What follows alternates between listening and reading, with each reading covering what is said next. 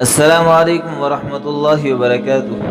ان الحمد للہ والصلاة والسلام علی رسول اللہ، اما بعد۔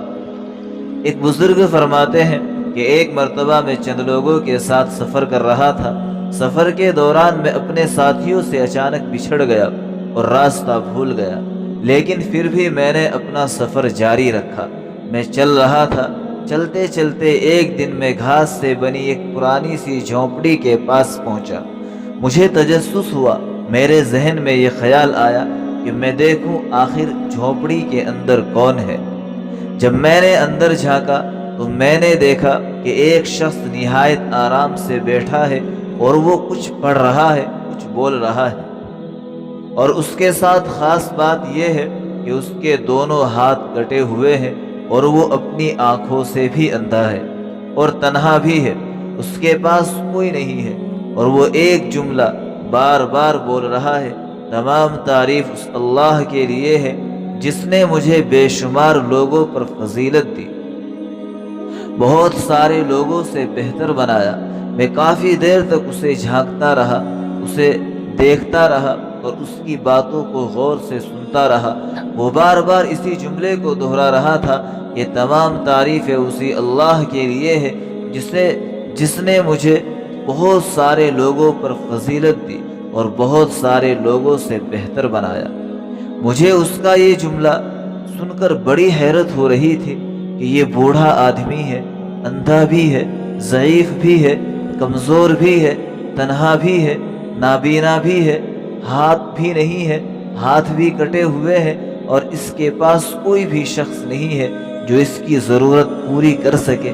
پھر بھی یہ اللہ کی اس قدر تعریف کر رہا ہے اور اس حال میں بھی اللہ کا شکر ادا کر رہا ہے۔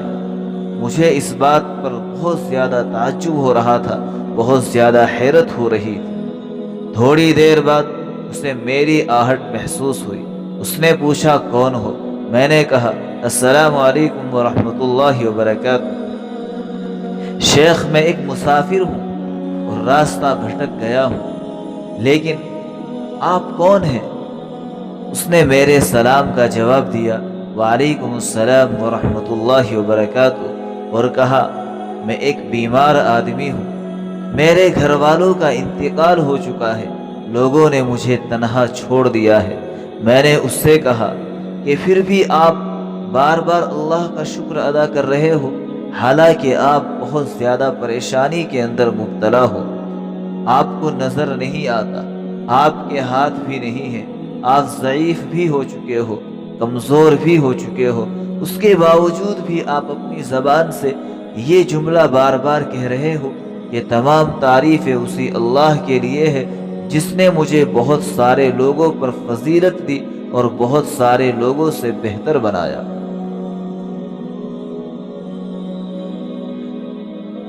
اس کی وجہ کیا ہے؟ اس نے کہا، میں اس کی وجہ آپ کو بعد میں بتاؤں گا، پہلے تم میری ایک ضرورت پوری کرو۔ میں نے کہا، میں آپ کی ہر ضرورت پوری کروں گا، لیکن آپ مجھے پہلے یہ بتائیں کہ آخر اس کی وجہ کیا ہے۔ اس نے کہا، بے شک اللہ نے مجھے طرح طرح کی آزمائشوں میں ڈالا، میرے ہاتھ چلے گئے، آنکھوں کی بینائی چلی گئی، میں کمزور ہو گیا، بوڑھا ہو گیا، میں دیکھ بھی نہیں سکتا، چل بھی نہیں سکتا، کسی سے بات بھی نہیں کر سکتا، میری ضرورت کو پوری کرنے والے والدین بھی نہیں ہیں، میری ضرورت کو پوری کرنے والے میرے گھر والوں میں سے کوئی بھی نہیں ہے، لیکن پھر بھی اللہ نے مجھے عقل تو دی ہے کہ میں اس سے سوچ تو سکتا ہوں، جبکہ دنیا میں بے شمار لوگ ایسے ہیں ان کے پاس عقل نہیں ہے، وہ پاگل خانوں کے اندر پڑے ہوئے ہیں۔ میں نے کہا، یہ بات بالکل ٹھیک ہے۔ اس نے کہا کہ اسی طرح اللہ نے مجھے عقل دے کر بے شمار لوگوں سے بہتر بنایا ہے۔ پھر اس نے کہا کہ میرے پاس آنکھیں نہیں ہیں، لیکن کان تو ہے جن سے میں اللہ کا ذکر سن سکتا ہوں، جبکہ دنیا میں بے شمار لوگ ایسے ہیں جن کے پاس کان نہیں ہے، وہ سن ہی نہیں سکتے۔ تو اس طرح اللہ نے مجھے کان دے کر بہت سارے لوگوں سے بہتر بنایا اور بہت سارے لوگوں پر فضیلت بخشی۔ میں نے کہا کہ یہ بات بھی بالکل درست ہے۔ پھر اس نے کہا کہ بے شک میرے پاس ہاتھ نہیں ہے، تو کیا ہوا، میرے پاس زبان تو ہے جس سے میں اللہ کا ذکر کرتا ہوں اور اس زبان کے ذریعے سے میں بات چیت کر لیتا ہوں، جبکہ دنیا میں بے شمار لوگ ایسے ہیں جو بول نہیں سکتے، جو گونگے ہیں۔ پھر اس نے کہا کہ سب سے بڑھ کر مجھے اللہ نے اسلام دیا، ایمان دیا، ایمانی زندگی دی، کہ میں اسی کی عبادت کرتا ہوں، اسی کی بندگی کرتا ہوں، اسی کے سامنے سر جھکاتا ہوں، اسی کو سجدہ کرتا ہوں، جبکہ دنیا میں بے شمار لوگ ایسے ہیں جو اس در کو چھوڑ کر نہ جانے کس کس در کی ٹھوکریں کھاتے ہیں۔ اس طرح اللہ نے مجھے بے شمار لوگوں پر فضیلت دی، بے شمار لوگوں سے بہتر بنایا۔ یہ سن کر مجھے جھٹکا لگا اور میں سوچنے لگا کہ اس کا ایمان کس قدر مضبوط ہے، اسے اللہ کی ذات پر کس قدر یقین ہے، اور یہ اللہ سے کس قدر محبت کرتا ہے، اور یہ اللہ کے فیصلوں پر کس قدر راضی ہے، جبکہ ہمارا حال تو یہ ہے کہ ہم ذرا ذرا سی مصیبت پر شور مچاتے ہیں، ذرا ذرا سی تکلیف پر شکوے شکایتیں کرنے لگ جاتے ہیں، ذرا سی آزمائش پر واویلا مچا دیتے ہیں۔ میں اسی سوچ کے اندر مبتلا تھا۔ اس بزرگ نے کہا کہ اب تم میری ضرورت پوری کرو۔ میں نے کہا شیخ ضرور، میں نے آپ سے وعدہ کیا تھا میں آپ کی ضرورت ضرور پوری کروں گا، بتائے آپ کی ضرورت کیا ہے؟ اس نے کہا میرے گھر کے تمام لوگ ایک حادثے میں انتقال کر گئے، میرا صرف ایک 14 سال کا بیٹا تھا، وہ میری آنکھوں کی ٹھنڈک تھا، وہ میرے جگر کا ٹکڑا تھا، وہ اسی خیمے کے اندر رہتا تھا، وہ میری ہر ضرورت کا خیال رکھتا تھا، وہ مجھے وقت پر کھانے کے لیے سب کچھ دیتا تھا، میرا ہر طریقے سے وہ خیال کرتا تھا۔ وہ کل صبح سے یہاں سے نکلا ہے، ابھی تک نہیں لوٹا، پتہ نہیں وہ کہاں ہے، اور اسے سوچ سوچ کر میرا دل گھبرا رہا، اسے سوچ سوچ کر میرے اندر بے چینی بڑھ رہی ہے، میں اسے تلاش نہیں کر سکتا، تم مجھ پر احسان کرو، اسے تلاش کرو۔ میں نے کہا بابا فکر نہ کرو، میں تلاش کرتا ہوں، یہ کہہ کر میں وہاں سے چل دیا۔ لیکن مجھے سمجھ نہیں آ رہا تھا کہ اس نوجوان کو، اس بچے کو، اس 14 سالہ لڑکے کو میں کیسے اور کہاں تلاش کروں۔